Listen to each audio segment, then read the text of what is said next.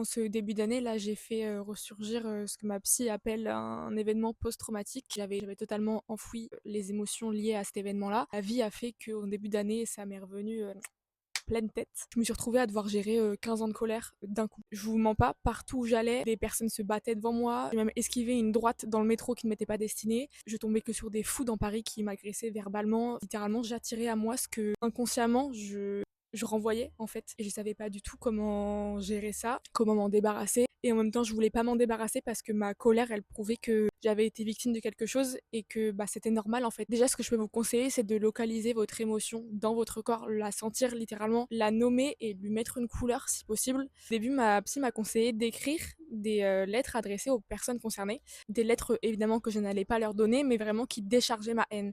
Et au début, je me suis dit bah en fait je sais pas quoi leur dire. Je me suis dit bah je vais écrire 4 lignes. J'ai écrit 7 pages. Quand je fais des exercices avec des émotions, j'aime bien brûler les feuilles parce que j'ai vraiment l'impression que ça disparaît de la surface de la terre. J'ai fait ça avant de me coucher. Quand je me suis réveillée le lendemain, j'avais perdu, je pense, 6 kilos de haine. Et je me suis sentie tellement légère. Mais je pense qu'on se rend pas compte, tant qu'on ne l'a plus en nous, on se rend pas compte de la place que ça prenait avant. Ça m'a libéré mon âme.